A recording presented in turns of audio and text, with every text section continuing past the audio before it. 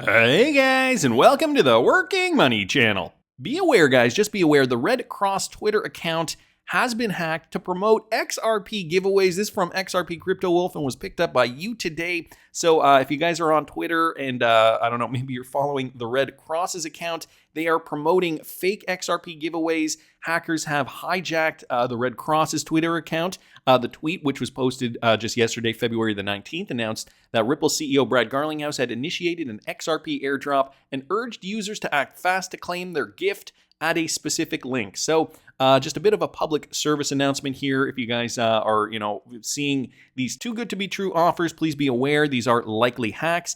Do not click on any link in any suspicious tweet. This is not the first time, obviously, XRP scams have been promoted through a hacked Twitter account. Some other ones included the French municipal councillor Quentin Ferez.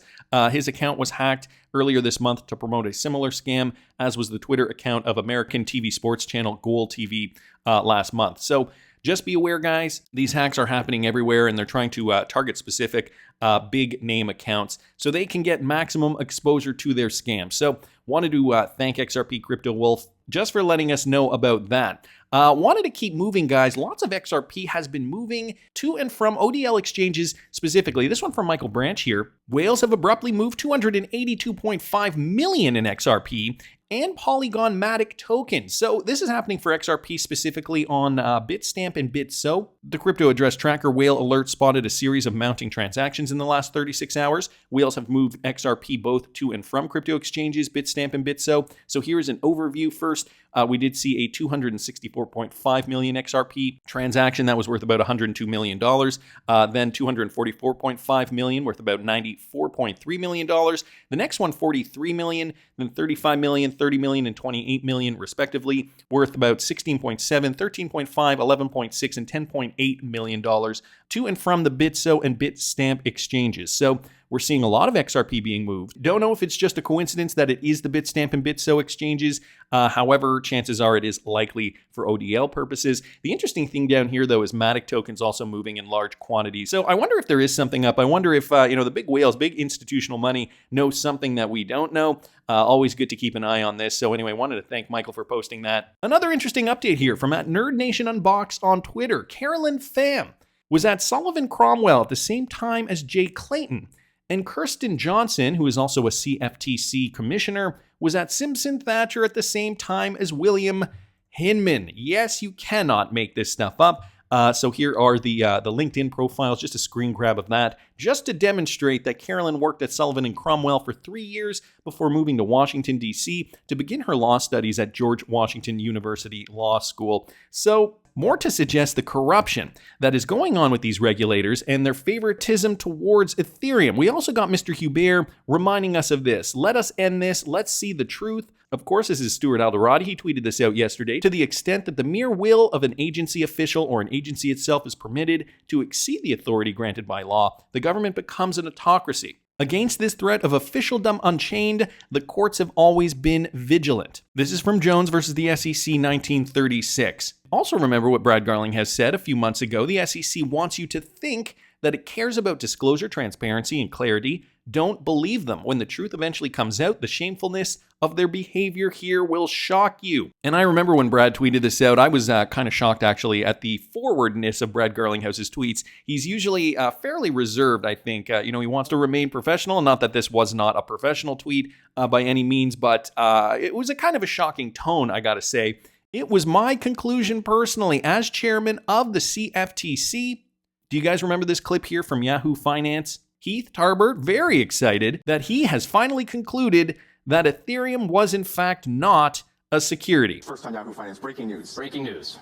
It's my conclusion personally, as chairman of the CFTC, that Ether is a commodity. And my conclusion personally, as chairman of the CFTC, my conclusion personally, as chairman of the CFTC, my conclusion personally, as chairman of the CFTC. A lot of commercial banks aren't terribly excited about that. Maybe you're going to have to give some ownership. Maybe you'll have to give 50% of your ownership to the 20 banks that are now, part of this.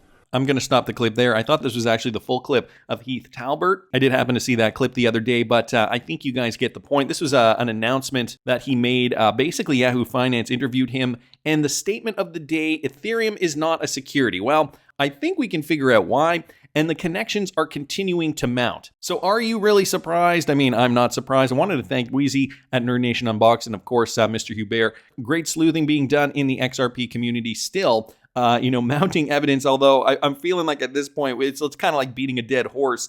Where is the lawsuit? When is that happening? And when can we submit all this stuff as evidence? It's okay though, guys. I mean, it is February 20th today. Are you enjoying the holiday, President's Day? We really got to keep laser focused on the fact that we are going to see a verdict soon. This morning I did a video on the poor performance, I guess we could call it the poor performance, at least perceptively, of XRP against the rest of the crypto market. And if you guys didn't catch that video, I will link it up here in the top right-hand corner.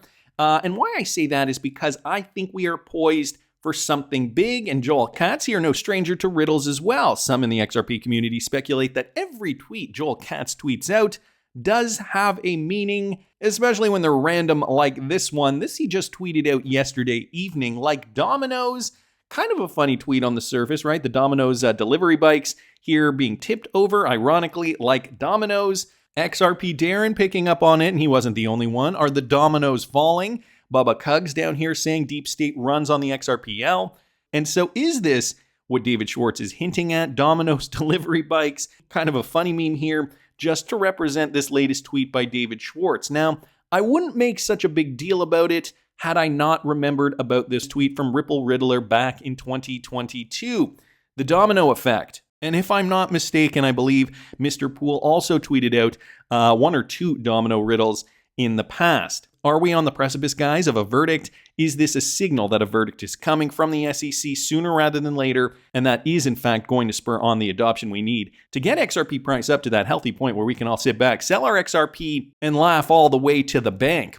So, the Riddler tweet from last year, the David Schwartz Domino's bike tweet. Oh, but you thought that was all? No, just an hour ago, guys. 1 hour ago, from when I was doing my research, FSB says many current stablecoins will not meet future regulatory standards. This is coming from Finextra, retweeted out by Mike Manfield here. And take a look at the image they decided to use. Again, this is a brand new update from 1 hour ago. FSB says many current stablecoins will not meet future regulatory standards. I touched a little bit on this yesterday, but didn't really get into it in too much detail. The Financial Stability Board has warned that many existing stablecoins would fail to pass muster under new risk management rules currently being formulated. The events of the past year, such as the collapse of FTX, have highlighted the intrinsic volatility and structural vulnerabilities of crypto assets, wrote the SFB chair Klaas Knot. So I talked a little bit about Klaas Knot's opinion on that in yesterday's video. If you guys want to catch that, I'll link it up here in the top right-hand corner. So this is a letter he penned to the G20 finance ministries, emphasizing the critical nature of regulatory oversight for the sector. Knot said, "We have now seen firsthand that the failure of a key intermediary in the crypto asset ecosystem can quickly transmit risks to other parts of that ecosystem. They are drilling down on stablecoins, and if linkages to traditional finance grows, risks from crypto asset markets could spill over into the broader financial system. Stablecoins are seen as an effective transmission mechanism for financial shocks that could make threats to financial stability more acute," says Knot. Now, that is the official narrative from the powers that be. What I see is stablecoins pose a threat to the markets. They don't want these unregulated fiat-pegged coins to take over ultimately what they want to do, which is in fact disseminate CBDCs, central bank digital currencies, that they and only they can control. So what they are doing, they're coming down on stablecoins, the stablecoin industry, the industry subcategory of cryptocurrencies, so that they can implement their own types of stablecoins. And guys, what does this ultimately mean? Of course, that is their official narrative. As we all know, stablecoins are a great way to transmit value. And, there are lots of coins. I mean, they're hitting on the Terra Luna, that stablecoin that, really was the algorithmic stablecoin. So different than USDC, for example. But they're using that as an example as to why stablecoins need heavy regulation, if not be abolished completely. So, if they do decide to abolish stablecoins, or at least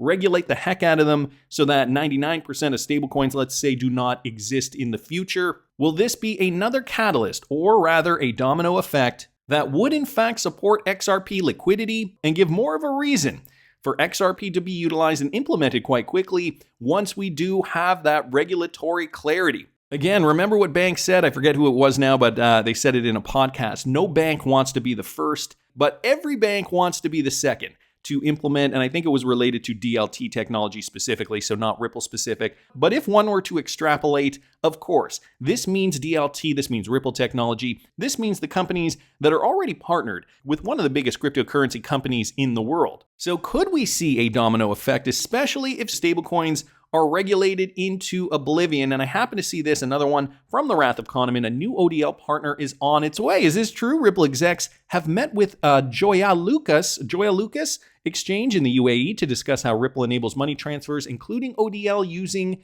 XRP. And so guys, this was a post on LinkedIn from about 4 months ago, a huge find here from the Wrath of Kahneman. It was a pleasure to meet Mark Johnson, William Cooley, and Nick Tappan of Ripple, the market leader in enterprise blockchain and crypto solutions. It was a great discussion on how Ripple could be a great enabler for money transfer entities to scale up for affordable cross-border payments, instant settlement, and continuous liquidity access on their on-demand liquidity using the XRP platform. We are excited to collaborate with you. So can we consider this a verbal contract, guys?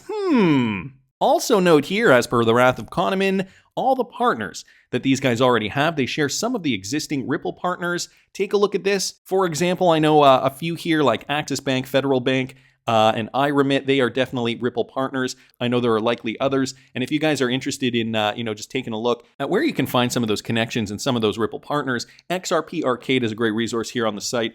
So you can type in, for example, Axis, and it'll show up. Axis Bank is a bank in India, and they do have a Ripple connection. So this is the entire Ripple ecosystem. I don't know how often he does update this, but from what I understand, he updates it fairly often. So Federal Bank here too, another Ripple partner. You guys can see that. If I just type in Federal, you guys can see Federal Bank Limited, another bank in India. Let's just go for another one here. iRemit down here. So iRemit, let's type that in there. iRemit. You can see iRemit also listed on this website, a money transfer company from the Philippines. So just 3 companies that we know Ripple's already partnered with. Those are just 3 that I remember off the top of my head. Without cheating, without looking it up, how many can you guys spot here? Put them down in the comments. I think we're onto something really, really big. The domino effect, new ODL partners. This is all just going to drive more value to XRP, hopefully raising the price before the other guys, before the peak of a new bull market. Anything's possible. That's just my opinion, but I want to hear what you guys think. Please subscribe to the channel if you haven't already. Like the video if you like the content I'm providing.